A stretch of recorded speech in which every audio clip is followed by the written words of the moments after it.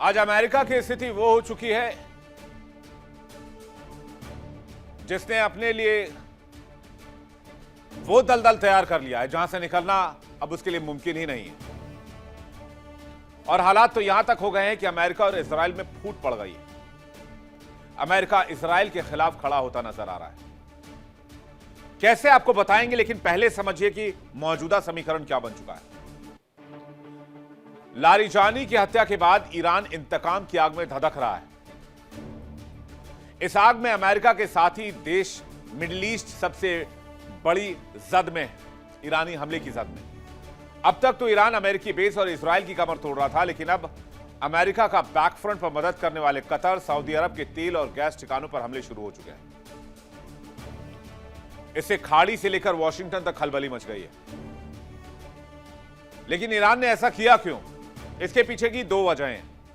पहली वजह तो यह है कि ईरान ने के जो सिक्योरिटी चीफ थे अली लारिजानी, उनको टर्मिनेट कर दिया अमेरिका और इजराइल ने मिलकर। और यह आयतुल्ला अली खामेनेई की हत्या के बाद दूसरा सबसे बड़ा सेटबैक था। और इसके बाद नए सुप्रीम लीडर मुश्तबा खामनेई का पहली बार संबोधन आया। उन्होंने कहा खून का बदला खून से होगा और ये जंग अब नहीं रुकेगी, इसको कोई नहीं रोक सकता है। और सेकेंड इंपॉर्टेंट पॉइंट जो इस जंग में इस वक्त है, इजराइल ने ईरान के ऑयल रिफाइनरी और गैस प्लांट को अटैक करना शुरू कर दिया। अब इसकी वजह से क्या हुआ कि ऑयल इंफ्रास्ट्रक्चर जो ईरान के अंदर है वो डिस्ट्रॉय हुआ। तो ईरान ने क्या किया? ईरान ने कतर और सऊदी के ऑयल इंफ्रास्ट्रक्चर को अटैक करना शुरू किया। और इसी बात से अमेरिका इजराइल पर भड़क गया कि आखिर ऐसा करने से फायदा क्या होगा। पूरी दुनिया में तेल और गैस का संकट गहरा जाएगा और इसका जिम्मेदार अमेरिका को माना जाएगा। कल्प्रेट अमेरिका होगा, दोषी अमेरिका होगा और सवाल अमेरिका पर उठाए जाएंगे। इसलिए आज अमेरिका और इजराइल के रास्ते अलग हो रहे हैं। अब दोनों खबरों को बारी बारी से समझते हैं। सबसे पहले अली लारिजानी की हत्या के बाद क्या हुआ है उसको समझिए। पिछले 24 घंटे में गेम पूरी तरीके से चेंज हो चुका है। आइए जल्दी से देखते हैं। ईरान ने मिडिल ईस्ट में ऐसा हमला शुरू किया है जो आज तक नहीं देखा गया। उसने यूएई, कतर के तेल प्लांट को निशाना बनाया। ड्रोन हमले से गैस और ऑयल हब को तबाह कर रहा है। तेल और गैस इंफ्रास्ट्रक्चर को भारी नुकसान हुआ है। ऊर्जा ठिकानों पर स्ट्राइक्स बढ़ा दी गई हैं।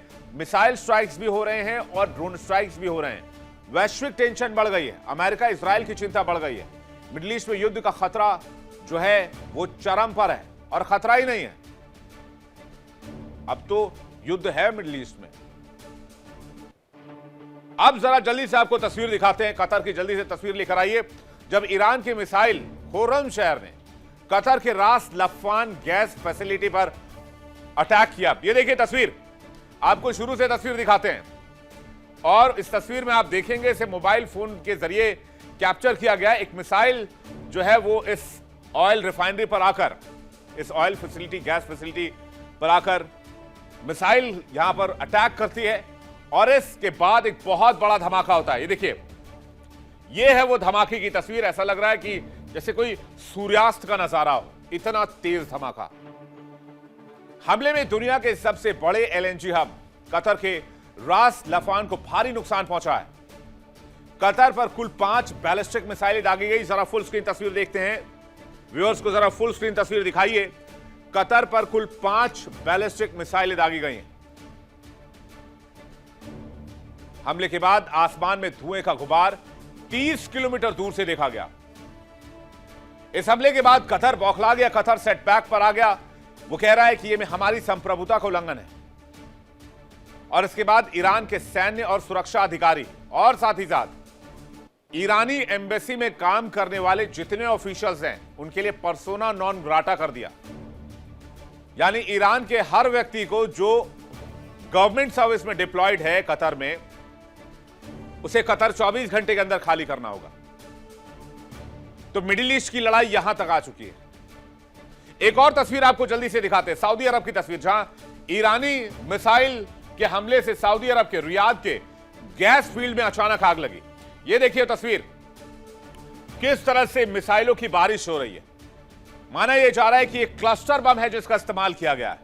और इसी क्लस्टर बम के जरिए सऊदी के गैस फील्ड को निशाना बनाया गया। सऊदी अरब के रियाद के गैस फील्ड में यह धमाका हुआ और उसके बाद बहुत भयंकर आग लग गई। अब एक और तस्वीर देखिए, ईरान ने आज बेन गुरियन एयरपोर्ट पर जोरदार मिसाइल अटैक किया। ये वो तस्वीर, ये एक और तस्वीर आपको दिखा रहे हैं बेन गुरियन एयरपोर्ट की, जहां पर एक मिसाइल आकर फील्ड पर हिट करता है और उसके बाद बेन गुरियन एयरपोर्ट पर अफरा तफरी मच जाती है। यह इजराइल का सबसे ताकतवर सैनिक बेस है बेन गुरियन एयरपोर्ट। इसके अलावा ईरान ने गाजा की जमीनों पर कब्जा करके बनाई गई इजरायली कॉलोनियों पर भी मिसाइलें दागी हैं। ईरान का सिर्फ एक ही लक्ष्य है, उन्होंने साफ कर दिया है कि इजराइल को मिटाकर दम लेंगे। मैं आज तक युद्ध के 20वें दिन भी नहीं समझ पा रहा हूं कि इस युद्ध से कोई एक पैसे का फायदा अगर अमेरिका को हुआ हो, इजराइल को हुआ हो, तो कोई मुझे बता दे। अब ईरान का जो हमला है, जो पलटवार है, उसे जवाबी कार्रवाई के रूप में देखा जा रहा है।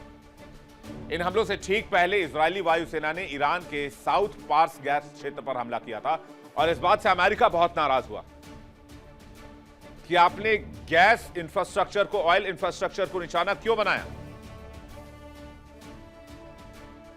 और बता दें, जहां निशाना बनाया गया वो दुनिया का सबसे बड़ा प्राकृतिक गैस भंडार है ईरान का, और इसे ईरान और कतर दोनों साझा करते हैं। इस हमले के बाद ईरान की IRGC ने खाड़ी देशों को चेतावनी जारी कर दी है कि अगर उनकी ऊर्जा संपत्तियों पर हमला हुआ तो वो पूरे क्षेत्र के ऊर्जा ठिकानों को तबाह बर्बाद कर देंगे, नेस्त नाबूद कर देंगे, किसी का भी एनर्जी सेक्टर वो नहीं छोड़ेंगे अगर ईरान के एनर्जी सेक्टर को छुआ गया तो। शायद आपको पता होगा कि कतर दुनिया का दूसरा सबसे बड़ा LNG exporter, liquid natural gas exporter है। इस हमले के बाद तनाव और बढ़ गया है। हमले में तनाव इस बात से समझ सकते हैं कि अमेरिकी राष्ट्रपति डोनाल्ड ट्रंप ने भी इससे अपने कदम पीछे खींच लिए हैं और वो कह रहे हैं कि अमेरिका को इस बात की जानकारी नहीं है कि ईरान के पास गैस प्लांट पर हमला हुआ है। और डोनाल्ड ट्रंप ने, अमेरिका ने पार्स गैस प्लांट पर हुए हमले को इजराइल की जिम्मेदारी बताते हुए किनारा कर लिया है और कतर को हमला रोकने की धमकी दी है कि कतर ईरान पर हमला ना करे, स्पेशली गैस प्लांट पर और ऑयल रिफाइनरी प्लांट पर हमला ना करे। और इजराइल को भी चेतावनी दी है कि इजराइल बेवजह का हमला करके मिडिल ईस्ट में इंफ्रास्ट्रक्चर को नुकसान ना पहुंचाए, क्योंकि इजराइल अगर ईरान को नुकसान पहुंचाएगा तो ईरान पूरा मिडिल ईस्ट फूंक देगा, और जो कि ईरान कर रहा है। अमेरिका समझ चुका है कि अगर ईरान ने कतर को निशाना बनाया तो कच्चे तेल और गैस की किल्लत इतनी बढ़ जाएगी जिस समस्या का समाधान करना अमेरिका के हाथ में भी नहीं रह जाएगा। इजराइल ने ईरान की जिस पार्स गैस फील्ड पर मिसाइलें दागी वो दुनिया की सबसे बड़ी नेचुरल गैस फील्ड है। इस बात का अंदाजा इसी से लगाया जा सकता है कि इस हमले का कितना खतरनाक असर होने वाला है। पार्स गैस प्लांट के साथ साथ पेट्रोकेमिकल और तेल इंफ्रास्ट्रक्चर पर भी हमले किए गए। इस हमले के बाद ईरान ने कतर की गैस रिफाइनरी को निशाना बनाया। ईरान के निशाना पर अगर देखें तो गल्फ देशों के तेल और रिफाइनरी और गैस रिफाइनरी प्लांट्स हैं।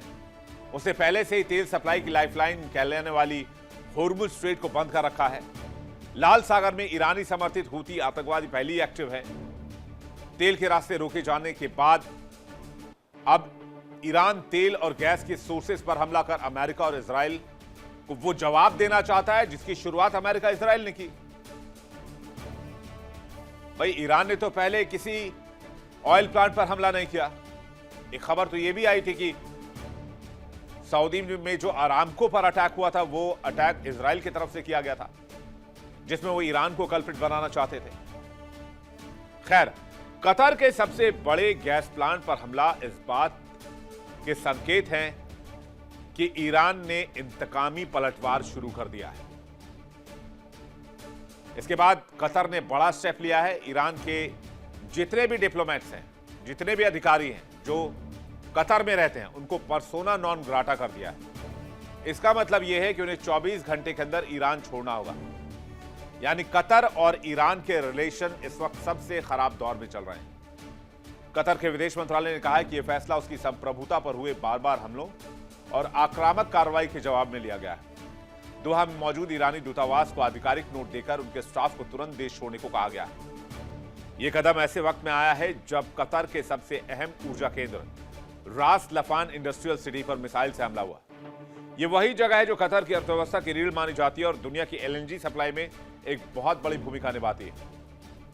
कतर एनर्जी के मुताबिक हमले में बहुत जबरदस्त नुकसान हुआ है, जिससे रिकवर होने में कतर को काफी वक्त लग सकता है।